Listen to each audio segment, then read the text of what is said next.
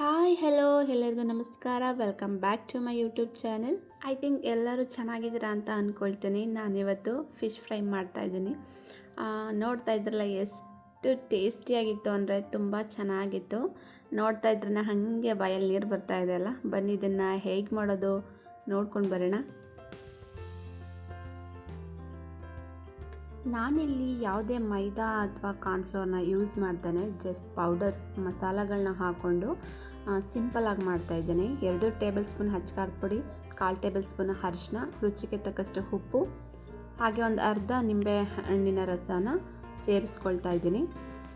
ಅರ್ಧ table spoon ಧನಿಯಾ ಪುಡಿನೂ ಕೂಡ ಹಾಕ್ಕೊಂಡಿದ್ದೀನಿ, ಮರ್ತ್ಬಿಟ್ಟಿದ್ದೆ ಹೇಳೋದು.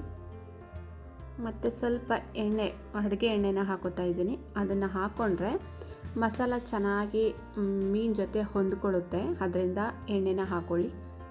ಹಾಗೆ ಇಲ್ಲಿ ಶುಂಠಿ ಬೆಳ್ಳುಳ್ಳಿ ಪೇಸ್ಟ್ ರೆಡಿ ಮಾಡ್ಕೊಳ್ತಾ ಇದ್ದೆ. ರೆಡಿ ಮಾಡ್ಕೊಂಡ ನಂತರ ಏನು ಮಸಾಲ ಮಿಕ್ಸ್ ಮಾಡ್ತಾ ಇದ್ವೋ ಅದಕ್ಕೆ ಶುಂಠಿ ಬೆಳ್ಳುಳ್ಳಿ ಪೇಸ್ಟ್ 1 ಟೇಬಲ್ ಸ್ಪೂನಷ್ಟು ಹಾಕೋತಾ ಇದ್ದೀನಿ. ಹಾಕ್ಕೊಂಡು ಚೆನ್ನಾಗಿ ಒಳ್ಳೆ ಮಿಕ್ಸ್ ಮಾಡಿಕೊಂಡು ನಾವು ಕೋಟಿಂಗ್ ರೆಡಿ ಮಾಡಿಟ್ಕೊಳ್ಳೋಣ.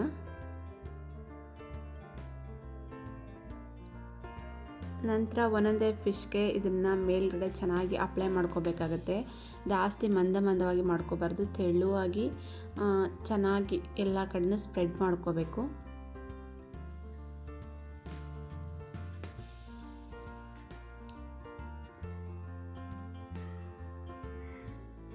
ಹಾಗೆ ಎಲ್ಲ ಫಿಶ್ಗೂ ಈ ಥರ ಮಿಕ್ಸ್ ಮಾಡಿಟ್ಕೊಂಡು ಅದನ್ನು ಒಂದು 1/2 ಅವರ್ ಫ್ರಿಜ್ಜಲ್ಲಿಟ್ಟು ಎಲ್ಲ ಮಸಾಲ ಚೆನ್ನಾಗಿ ಅಬ್ಸರ್ವ್ ಮಾಡ್ಕೊಳ್ಳಿಕ್ಕೆ ಒಂದು 1/2 ಅವರ್ ಇಡಬೇಕಾಗುತ್ತೆ. ನಂತರ ಒಂದು ಪ್ಯಾನ್ ಇಟ್ಟು ಪ್ಯಾನ್ಗೆ ಎಣ್ಣೆ ಹಾಕಿ ಇದನ್ನು ತವಾ ಫ್ರೈ ಮಾಡ್ತಾಯಿದ್ದೀನಿ.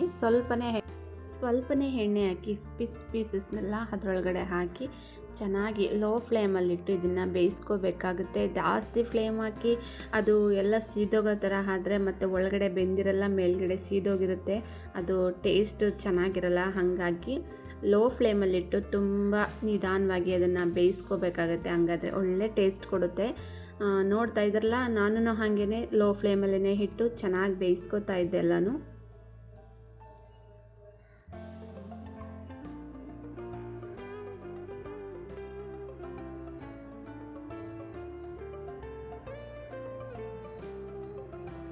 ನಂತರ ಇದೆಲ್ಲ ಚೆನ್ನಾಗಿ ಬೆಂದ ನಂತರ ಮೇಲ್ಗಡೆ ಸ್ವಲ್ಪ ಕರಿಬೇವಿನ ಎಲೆಗಳನ್ನು ಹಾಕ್ಕೊಳ್ಳೋಣ.